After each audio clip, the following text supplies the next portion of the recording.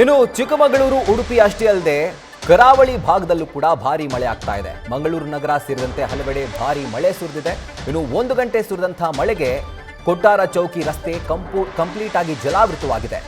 ಜಿಲ್ಲಾ ಪಂಚಾಯತ್ ಸಭಾಂಗಣದ ಒಳಗೂ ಕೂಡ ಮಳೆ ನೀರು ನುಗ್ಗಿ ಅವಾಂತರವೇ ಸೃಷ್ಟಿಯಾಗಿದೆ. ಮಂಗಳೂರು ಊರ್ವ ಬಳಿಯ ಜಿಲ್ಲಾ ಪಂಚಾಯತ್ ಸಭಾಂಗಣ ಇದಾಗಿದೆ. ಉಪಲೋಕಾಯುಕ್ತ ನ್ಯಾಯಮೂರ್ತಿ ಬಿ ವೀರಪ್ಪ ನೇತೃತ್ವದಲ್ಲಿ ಸಭೆ ನಡೀತಾ ಇತ್ತು. ಇನ್ನು ಹವಾಮಾನ ಇಲಾಖೆಯಿಂದ ನಾಳೆ ಕೂಡ ಮಳೆಯಾಗುವಂಥ ಮುನ್ಸೂಚನೆ ಸಿಕ್ಕಿದೆ.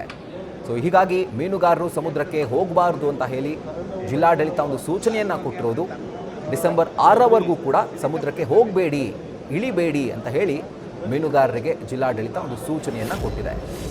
ಸೊ ದೃಶ್ಯಗಳಲ್ಲಿ ಗಮನಿಸ್ತಾ ಇದ್ದೀರಿ ಯಾವ ರೀತಿ ಅಲ್ಲಿ 3 ಭಾಗದಲ್ಲಿ, ಒಂದು ಕಡೆ ಚಿಕ್ಕಮಗಳೂರು, ಮತ್ತೊಂದು ಕಡೆ ಉಡುಪಿ, ಮತ್ತೊಂದು ಕಡೆ ಮಂಗಳೂರಿನಲ್ಲಂತೂ ಪರಿಸ್ಥಿತಿ ಯಾವ ಥರ ಇದೆ ಅಂತಂದರೆ ಮಳೆ ನೀರು ಕಚೇರಿ ಒಳಗಡೆ ನುಗ್ಗಿದೆ.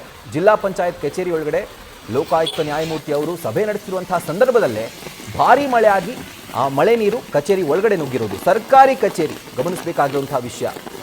ಅದರ ಜೊತೆಗೆ ಉಡುಪಿಯಲ್ಲಿ ಪ್ರಮುಖ ರಸ್ತೆಗಳು ಜಲಾವೃತವಾಗಿವೆ. ಭಾರೀ ಮಳೆ, ಆ ದೃಶ್ಯಗಳನ್ನ ಗಮನಿಸ್ತಾ ಇದ್ದೀರಿ.